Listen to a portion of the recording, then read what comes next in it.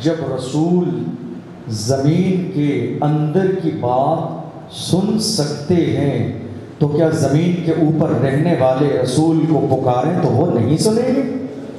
کسی محبت کرنے والے شاعر نے کہا تھا، دوزخ میں تو کیا میرا سایہ نہ جائے گا، کیونکہ رسول پاک سے دیکھا نہ جائے گا۔ آج ہم اپنے بزرگوں کے مزارات پر، قبروں پر جو گلاب کے پھول ڈالتے ہیں وہ اسی لیے ڈالتے ہیں۔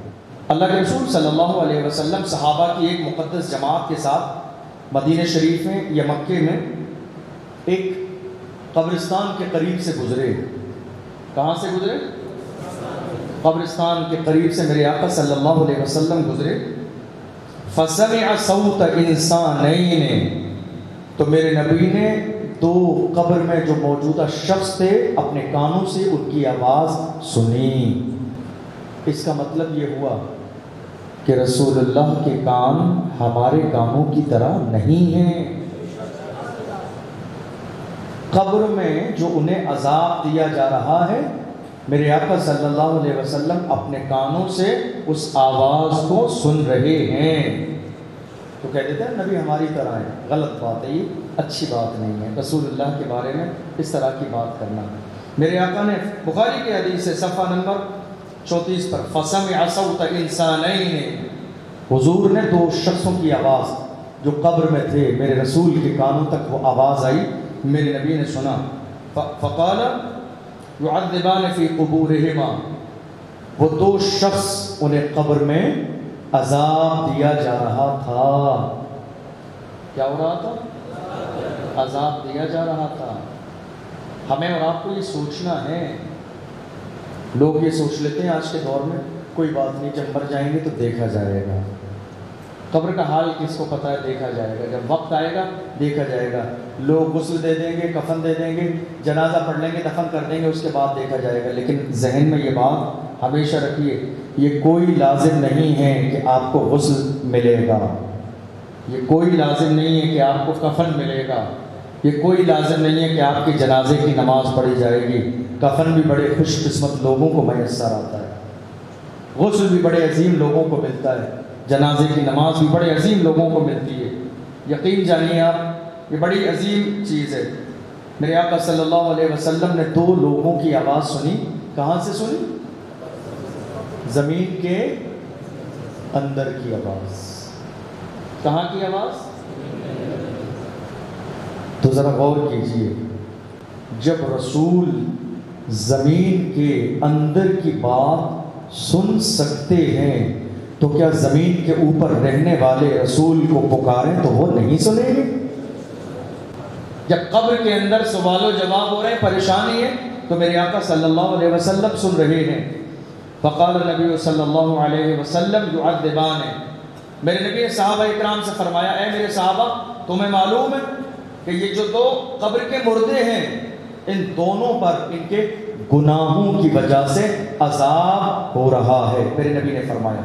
اب اس سے زیادہ اہم بات پر غور کیجئے، وما يعذبان في كبير قال بلى كان احدهما لا يستتر من بوله، میرے نبی نے فرمایا، میرے نبی کو یہ بھی معلوم ہے کہ قبر کے اندر عذاب ہو رہا ہے، یہ بھی جانتے ہیں کس گناہ کی وجہ سے عذاب ہو رہا ہے۔ میرے نبی نے فرمایا، اے میرے صحابہ، كان احدهما لا يستتر من بوله، ان میں سے ایک شخص کے عذاب کی وجہ کیا ہے؟ لا يستتر من بوله، جو اپنے پیشاب کی چھینٹوں سے نہیں بچتا تھا۔ غور کیجیے آپ، کتنی چھوٹی سی بات ہے، کتنی عام سی بات ہے، کتنی نارمل بات ہے۔ اس چھوٹی سی بات پر بھی قبر میں عذاب دیا جا رہا ہے۔ تو ذرا ہم اپنے بارے میں سوچیں کہ ہم اپنی زندگی میں کتنے بڑے اور کیسے کیسے گناہ کر رہے ہیں۔ ذرا سوچیں ہم اپنے بارے میں، کیا کرتا ہے وہ؟ فَكَانَ لَا يَسْتَتِرُ مِن بَوْلِهِ، شراب نہیں پیتا ہے بلکہ پیشاب کے چھینٹوں سے نہیں بچتا ہے۔ ہر دن ہماری زندگی میں یہ دن آ جاتا ہے جہاں ہمیں موقع ملتا ہے، ہم سوچ لیتے ہیں ہمیں کون سا مسجد میں نماز پڑھنے کے لیے جانا ہے، جہاں موقع ملا ہم نے کھڑے ہو کے پیشاب کر دیا، جہاں موقع ملا ہم نے کھڑے ہو کے پیشاب کر دیا. اس کی چیٹیں چاہے ہمارے لباس پر آئیں، ہمارے جسم پر آئیں، ہمارے پیروں پر آئیں، ہمیں اس چیز کا بالکل خیال نہیں. میرے نبی نے فرمایا فَكَانَ لَا يَسْتَتِرُ مِن بَوْلِهِ، ان میں سے ایک شخص کے عذاب کی وجہ یہ ہے کہ وہ پیشاب کرنے میں احتیاط نہیں کرتا، استنجا کرنے میں، صفائی کرنے میں احتیاط نہیں کرتا، اور اس کو اسی بنیاد پر عذاب دیا جا رہا ہے. دوسرا وَكَانَ الْآخَرُ يَمْشِي بِالنَّمِيمَةِ، میرے نبی نے فرمایا ان میں سے دوسرا وہ ہے جو غیبت کرتا تھا. کیا کرتا تھا؟ غیبت. آج ہوتی کہ نہیں ہوتی غیبت؟ مجھے ایسا لگتا ہے کہ اس وقت ہمارے یہاں ہندوستان میں سب سے زیادہ جو گناہ ہوتا ہے وہ غیبت ہی کا گناہ ہوتا ہے. اور غیبت پر بات آئی، مجھے ایک حدیث یاد آئی. ایک چھوٹے قد کی عورت، آپ سمجھ لیں کہ غیبت کیا ہے.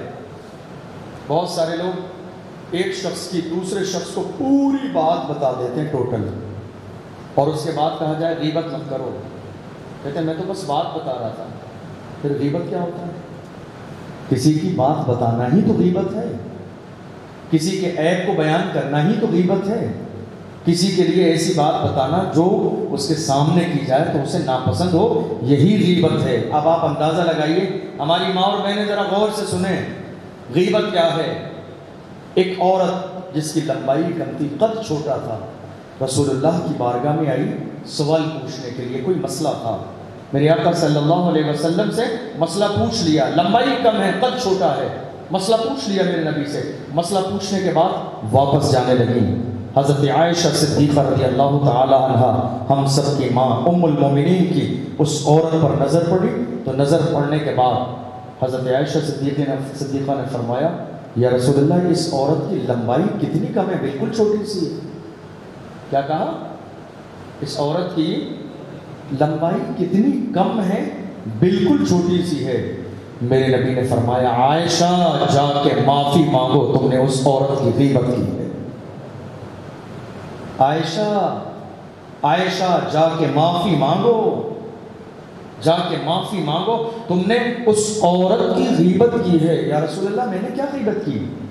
میں نے صرف اتنا کہا کہ لمبائی کم ہے، میں نے صرف اتنا کہا لمبائی کم ہے، قد چھوٹا ہے، اور میں نے اس کے علاوہ کیا کہا؟ میرے نبی نے فرمایا لمبا ہونا یہ اللہ کی طرف سے ہے، دبلا ہونا یہ اللہ کی طرف سے ہے، گورا ہونا یہ اللہ کی طرف سے ہے، کالا ہونا یہ اللہ کی طرف سے ہے، یہ بندے کی طرف سے نہیں ہے. اگر یہی بات اس کی نگاہوں کے سامنے کی جاتی تو اسے برا لگتا، دل دکھتا، اور ہر وہ بات کسی بھی شخص کے بارے میں ایسی بات جو اس کے سامنے کی جائے اسے برا لگے، وہ غیبت ہے. جا کے معافی غور کیجئے ذرا، اور ہماری مائیں بھی غور کریں، سن رہی ہیں پروگرام. آج لگاتار ہمارے یہاں غیبت ہو رہی ہے، لگاتار غیبت ہو رہی ہے. حال یہ ہے دو لوگوں کی محفل ہے، دو دوست بیٹھے ہوئے ہیں، تو آپ یقین جانیے پریکٹیکل بات ہے ذکر کسی تیسرے ہی کا چل رہا ہوگا، ہے کہ نہیں؟ بات دو لوگ بیٹھے ہوئے ہیں لیکن ذکر کسی تیسرے کا ہی ہوگا. تین لوگ بیٹھے ہوئے ہیں، ذکر کسی چوتھے کا ہوگا جو موجود نہیں ہے. آپ تعریف کر سکتے ہو اس کی، لیکن کوئی بھی ایسی برائی والی بات. حالانکہ آج ہوتا یہ ہے کہ ہم نے ایک بات کسی کو بتائی اور ساتھ ہی ساتھ قسم بھی دلا دی، قسم ہے بتانا نہیں آگے کسی کو. پھر اس نے اگلے بندے کو بتائی، قسم ہے کسی کو بتانا نہیں. پھر اس نے اگلے بندے کو بتائی، قسم ہے تجھے کسی کو بتانا نہیں، اپنا سمجھ کے تجھے بتا دیا. اس طرح سے قسم کے ساتھ یہ بات پورے شہر کو 2 دن کے اندر پتہ چل جاتی ہے، اور انسان سوچتا ہے ہم نے برائی نہیں کی، ہم نے غیبت نہیں کی. دیکھو میرے نبی نے فرمایا عائشہ اس کا قد چھوٹا ہے یا لمبا ہے یہ اللہ کی طرف سے ہے. تمہیں اس بات کی ہرگز اجازت نہیں ہے کہ تم یہ کہو کہ تم جو ہے اس کی لمبائی کم ہے. حدیث میں ہے شخص کو جو عذاب ہو رہا تھا، نمبر 1 پیشاب کی چھینٹوں سے نہ بچنے کی بنیاد پر، اور دوسرا جو تھا میرے آقا صلی اللہ علیہ وسلم فرماتے ہیں فکان یمشی بالنمیمہ، جو دوسرا عذاب ہو رہا ہے اس کی وجہ یہ ہے کہ وہ شخص چغلی کرتا تھا، وہ شخص غیبت کرتا تھا، وہ شخص برائی کرتا تھا. اس چغلی کی وجہ سے، غیبت کی وجہ سے، برائی کی وجہ سے جیسے ہی اسے قبر کے اندر رکھا گیا جہنم کی کھڑکی اس کی قبر میں کھول دی گئی اور اب وہ عذاب میں گرفتار ہے۔ لیکن اب حال یہ ہے کیونکہ کملی والے کی نگاہ کرم پڑ گئی ہے ایک امتی پر، تو حالت عذاب میں اسے چھوڑ کر آگے جائیں تو کیسے جائیں؟ کسی محبت کرنے والے شاعر نے کہا تھا، دوزخ میں تو کیا میرا سایہ نہ جائے گا، کیونکہ رسول پاک سے دیکھا نہ جائے گا۔ دوزخ میں تو کیا میرا سایہ نہ جائے گا، کیونکہ رسول پاک سے دیکھا نہ جائے گا۔ جنت میں وہ رسول ہمارا نہ جائے گا، جنت میں وہ رسول ہمارا نہ جائے گا، جب تک ہر ایک امتی بخشا نہ جائے گا۔ جنت میں وہ رسول ہمارا نہ جائے گا، جب تک ہر ایک امتی بخشا نہ جائے گا۔ اللہ کے محبوب صلی اللہ علیہ وسلم کی نگاہ پڑ گئی، دو امتی ہیں، قبر میں ہیں، عذاب ہو رہا ہے، پریشانی کے عالم میں ہے۔ مصطفیٰ کریم صلی اللہ علیہ وسلم نے اپنے مبارک قدموں کو آگے نہیں بڑھایا، بلکہ میرے آقا صحابہ کے ساتھ وہیں رک گئے، اور رکنے کے بعد میرے آقا صلی اللہ علیہ وسلم نے فرمایا ثم دعا بجریدۃ، میرے نبی نے ایک ہری لکڑی منگوائی صحابہ سے، ایک ہری لکڑی لے کر آؤ، ہری لکڑی لے کر آئے، سمجھیے گا حدیث کو۔ فکسرها کسرتین، تو میرے نبی نے بیچ میں سے اس لکڑی کے دو ٹکڑے کیے، بیچ میں سے دو ٹکڑے اس لکڑی کے کیے۔ فوضع علی کل قبر منہما کسرۃ، پھر میرے نبی نے ان دو ہری لکڑیوں کے دو ڈنڈے کرنے کے بعد ایک قبر پر ایک رکھی، دوسری قبر پر دوسری رکھی۔ فقیل لہ یا رسول اللہ لما فعلت ھذا، صحابہ نے کہا یا رسول اللہ آپ نے یہ ہری لکڑی منگائی اور لکڑی منگانے کے بعد دو ٹکڑے کیے اور دو ٹکڑے کرنے کے بعد دونوں کو ایک ایک قبر پر رکھا، یا رسول اللہ اس کا فائدہ کیا ہوگا، اس کا فائدہ بتائیے۔ میرے نبی نے فرمایا لعلہ ان یخفف عنہما ما لم تیبسا، فرمایا یہ جو ہری لکڑیاں ہیں یہ اللہ کا ذکر کرتی ہیں، میں نے ان کی قبر پر اس لیے رکھا ہے یہ جب تک سوکھے گی نہیں ہری رہیں گی، اللہ کا ذکر کرتی رہیں گی، اور جب اللہ کا ذکر کرتی رہیں گی تو ان قبر والوں کے عذاب میں اللہ تخفیف فرما دے گا، کمی فرما دے گا۔ آج ہم اپنے بزرگوں کے مزارات پر، قبروں پر جو گلاب کے پھول ڈالتے ہیں وہ اسی لیے ڈالتے ہیں، سمجھ رہے ہیں؟ ہری لکڑی میرے نبی نے رکھی، علماء کرام اسی سے دلیل لیتے ہیں کہ وہاں پر ہرا پن بھی ہے، اور گلاب کے اندر جو خوبصورت رنگ ہے، گلاب کے بہت سارے رنگ ہیں، آپ میں سے بہت سارے لوگوں نے دیکھے بھی ہوں گے، کچھ لوگوں نے نہیں بھی دیکھے ہوں گے۔ گلاب کا ایک گلابی رنگ بھی ہے، ایک لال رنگ بھی ہے، ایک پیلا رنگ بھی ہے، ایک کالا رنگ بھی ہے، ایک نیلا رنگ بھی ہے۔ یہ سارے گلاب کے رنگ الحمدللہ دیکھے میں نے، آپ میں سے بہت سارے لوگوں نے دیکھے ہوں، یہ سارے رنگ ہیں، اور خوشبو کسی میں تیز ہے، کسی میں ہلکی ہے، کسی میں اور ہلکی ہے، اس لیے کہ اس رنگ کو، اس گلاب کو جو رنگ ملا ہے اور اس گلاب کو جو خوشبو ملی ہے وہ مصطفیٰ کے قدموں کا صدقہ ہے، اس لیے اس ہرے پھول کو وہ زیادہ سے زیادہ اللہ کا ذکر کرے، اور جب تک سوکھے گا نہیں، یہ گلاب دیکھ لیجئے، جب تک یہ سوکھے گا نہیں اللہ کا ذکر کرے گا، اور جب اللہ کا ذکر کرے گا قبر پر رہے گا تو ان کے عذاب میں کمی ہوتی رہے گی۔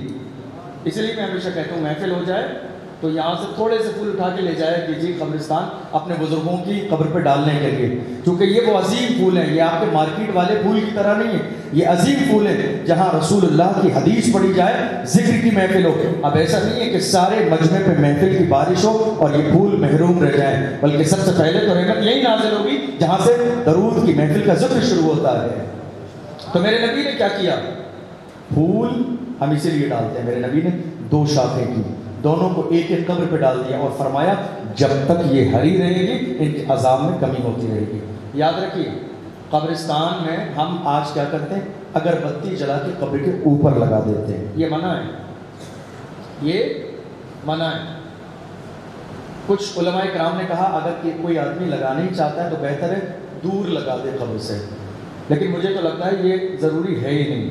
مین ہمارا مقصد ہے گلاب کے پھول ڈالنے کا، اس میں دونوں فائدے ہو جاتے ہیں، خوشبو بھی آ جاتی ہے، اور جو اللہ کے ذکر کا مسئلہ ہے کہ جب تک یہ پھول ہرے رہیں گے، سوکھیں گے نہیں، اللہ کا ذکر کریں گے، اور جب تک اللہ کا ذکر کریں گے مردے کے عذاب میں کمی ہوتی رہے گی۔